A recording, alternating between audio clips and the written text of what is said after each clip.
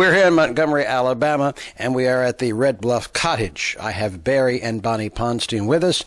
And Bonnie, let's talk a little bit about this home. How long have you owned it? We took over 5.5 years ago, and it's been in operation for 20 years.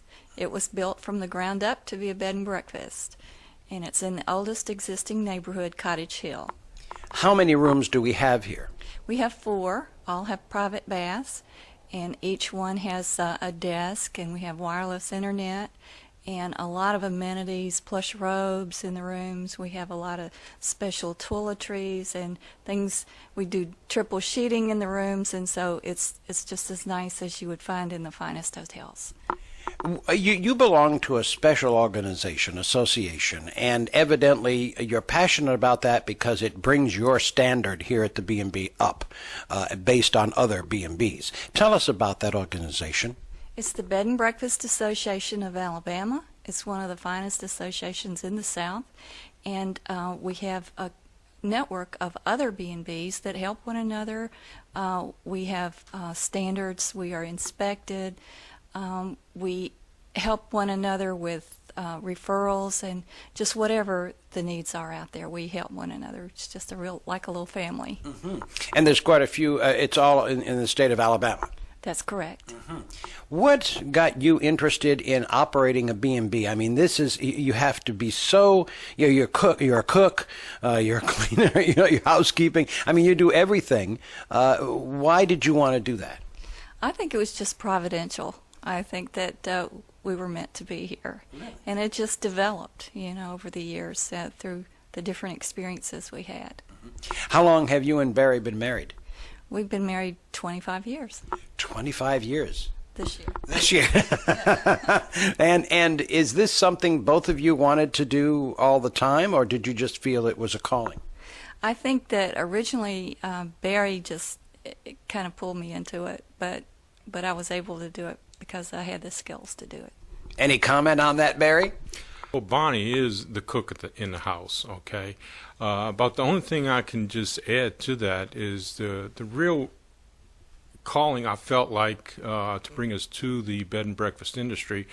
Back in the early 90s, we started staying at B&Bs more and more as we traveled. And it seemed like as we left whatever bed and breakfast we stayed in, we always felt like, and we talked about, hey, this was neat.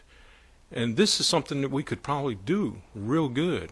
So that sort of leaned us in this direction, and it just, we felt like we would enjoy it. And if you enjoy something you're good at, hey, you're going to be extra good at it. Well, you were looking, I would assume, for homes that you could use it as a B&B, correct? We looked at homes that were not bed and breakfasts, and we also looked at existing bed and breakfasts. And we found that there was advantage to buying one, to getting into one that was already running, because you have a lot of marketing in place, and you have customers coming already, guests coming already. So it's not like starting from scratch, to where you probably had to wait a period of time and have money in the back pocket to survive that period of time before you actually started having a regular flow of guests coming in. Barry, when it comes to the guests coming to the B&B, what do you feel is very important? What should they you want to make sure that they take with them when they leave this B&B? Well, it's not only them leaving with the desire that they wish they didn't have to leave, but right from the very beginning, when the first steps into our house, we want them to feel super comfortable. We want them to feel like, hey, we are welcomed beyond belief. And they're going to have fun and just flat enjoy themselves when they're here. We're not going to be stuffy. We're going to you're going to want to feel relaxed, enjoy yourself, kick back, and just hey, feel at home. And a B&B is an experience. I mean, you can go to any motel or hotel, but this is unique. And I think people sometimes forget that they have the whole house to themselves. Pretty much the whole house. We, of course, have our private quarters, but they pretty much have free room here in the open areas. We want, they can kick their shoes off, feel comfortable, and just enjoy themselves.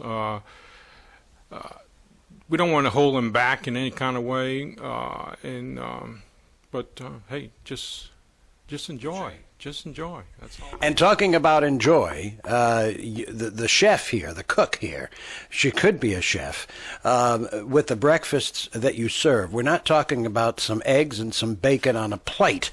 You have some unique ones, and there was one that you served us this morning, which was a pancake, a blueberry pancake. Is that right? That's correct. What do you call it? Blueberry cheesecake pancakes.